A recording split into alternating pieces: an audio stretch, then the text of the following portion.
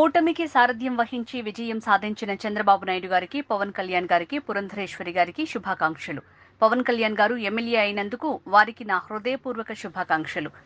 జనం కోసం జగన్, జగన్ కోసం జనం. ఖచ్చితంగా జగన్ గారు నిలబడతారు. మళ్లీ ప్రజల ఆశీర్వాదంతో అధికారం చేపడతారు. అందరికీ నమస్కారం. కూటమికి సారథ్యం వహించి విజయం సాధించినటువంటి చంద్రబాబు నాయుడు గారికి, అదేవిధంగా జనసేన పార్టీ అధ్యక్షులు పవన్ కళ్యాణ్ గారికి, బీజేపీ అధ్యక్షురాలు పురంధరేశ్వరి గారికి శుభాకాంక్షలు తెలియజేస్తున్నా. ముఖ్యంగా పవన్ కళ్యాణ్ గారు సుదీర్ఘ నిరీక్షణ తర్వాత ఎమ్మెల్యే కావడం, మంచి విజయాన్ని అందుకున్నటువంటి పవన్ కళ్యాణ్ గారికి నా హృదయపూర్వక శుభాకాంక్షలు తెలియజేస్తున్నా. అదేవిధంగా గత 2 రోజుల నుంచి చూస్తూ ఉన్నాం, జగన్మోహన్ రెడ్డి గారిని ప్రజలు ఆదరించలేదు. అందుకనే ఆయనకి ఓటమి వచ్చింది. కేవలం 11 స్థానాలకే పరిమితం అయ్యారు.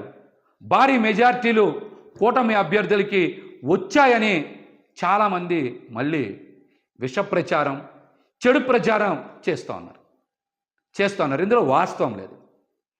జగన్మోహన్ రెడ్డి గారు ప్రజల కోసం ప్రవేశపెట్టినటువంటి సంక్షేమ పథకాల్లో చాలా వరకు ప్రజలు సంతృప్తి చెందారు.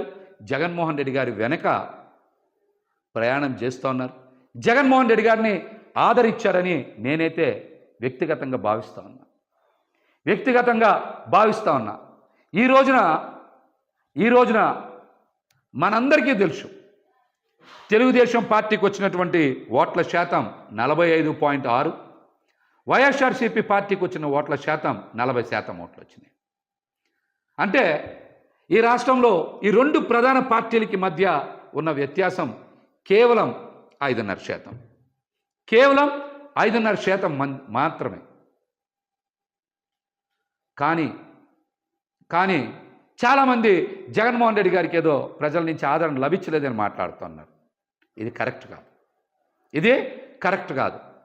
వైఎస్ఆర్సీపీ పార్టీ ఎలక్షనీరింగ్ చెయ్యకపోవడం వలన, నాయకుల మధ్య సమన్వయం లేకపోవడం వలన కేవలం 5,000 నుంచి 12-13,000 ఓట్ల వ్యత్యాసంతో 88 స్థానాల్ని కోల్పోయింది. 5,000 నుంచి 12-13,000 ఓట్లు గనక 88 నియోజకవర్గాల్లో సాధించుంటే ఖచ్చితంగా 88కి 11 కలుపుకొని 99, అంటే 100 నియోజకవర్గాలు గెలుచుకొని జగన్మోహన్ రెడ్డి గారు మళ్ళీ ముఖ్యమంత్రి అయ్యేవాళ్ళు. అదేవిధంగా ఇంకొక చిన్నది కనుక యాడ్ చేసుకుంటే, ఓట్ల వ్యత్యాసం కనుక యాడ్ చేసుకుంటే 4-5 వేల ఓట్ల నుంచి 13-14 వేలకి మరొక 3-4 వేల ఓట్లు కనుక కలుపుకుంటే, అంటే 18,000 ఓట్లు కనుక సాధించుంటే మరొక 31 స్థానాలు పెరిగాయి. అంటే 119 స్థానాల్లో వైఎస్ఆర్సీపీ పార్టీ గెలిచేది. ఇప్పుడున్న 11 స్థానాలు కూడా జత కలిస్తే 130 స్థానాలు అయ్యాయి. ఇది కేవలం ఎన్ని వేల ఓట్లు తేడా? 4,000 నుంచి 17,000 ఓట్లు తేడాతో వైఎస్ఆర్సీపీ పార్టీ వదిలేసుకున్నటువంటి స్థానాలు 119. ఈ 11 కూడా కలుపుకుంటే 130 స్థానాలు వచ్చాయి. అంటే వైఎస్ఆర్సీపీ పార్టీకి మరొక 10 లక్షల ఓట్లు పడుంటే జగన్మోహన్ రెడ్డి గారు రెండోసారి ముఖ్యమంత్రి అయ్యేవారు. కేవలం కూటమికి వైసీపీ పార్టీకి మధ్య వ్యత్యాసం, ప్రభుత్వ ఏర్పాటుకి వ్యత్యాసం కేవలం 10 లక్షల ఓట్లు మాత్రమే. కానీ దీన్ని భూతద్దంలో చూపించి విష ప్రచారం చేయాలని చూస్తూ ఉన్నారు. ఈ కుట్రలు ఎక్కువ రోజులు కొనసాగవని కూడా తెలియజేస్తూ ఉన్నా. ఇక్కడ నాయకులు ఈరోజు బయటకు వచ్చి జగన్మోహన్ రెడ్డి గారినో లేకపోతే కొంతమందినో బాధ్యులను చేసి బయటకు వచ్చి మాట్లాడుతూ ఉన్నారు. ఇది సందర్భం కాదు. ఓటమి చెంది నిరాశలో ఉన్నటువంటి క్యాడర్కి, అదేవిధంగా మరొక మారు ముఖ్యమంత్రి అవుతారని ఆశించినటువంటి ప్రజలకి అండగా నిలవాల్సినటువంటి తరుణం. నాయకులు ఈ విషయాన్ని గ్రహించాలి. కార్యకర్తలకి ప్రజలకి అండగా నిలవాలి, కార్యకర్తలకు అండగా నిలవాలి. అద్భుతమైన ప్రచారం చేసి అన్ని వనరులు సమకూర్చిన తర్వాత కూడా ఓటమికి కారణం నాయకుల మధ్య సమన్వయం లేకపోవడం. రెండోది, ఖచ్చితంగా ఎలక్షనీరింగ్ చేయడంలో పార్టీ కొంత వెనకబడింది అనేటువంటి అంశం నాకైతే స్పష్టంగా కనబడుతుంది. ఇది నా వ్యక్తిగత అభిప్రాయం. ఇదే నా వ్యక్తిగత అభిప్రాయం.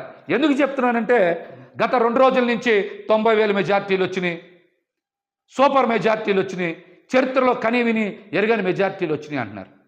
80,000 నుంచి 90,000 మెజార్టీ వచ్చింది ముగ్గురికే కదా. 50,000 నుంచి 80,000 లోపు మెజార్టీలు మొత్తం వచ్చింది 27, 28 కదా, అంతే కదా వచ్చినాయి. మిగతా అన్ని చోట్ల కూడా జగన్మోహన్ రెడ్డి గారికి అద్భుతంగా ప్రజలు ఆదరించారు.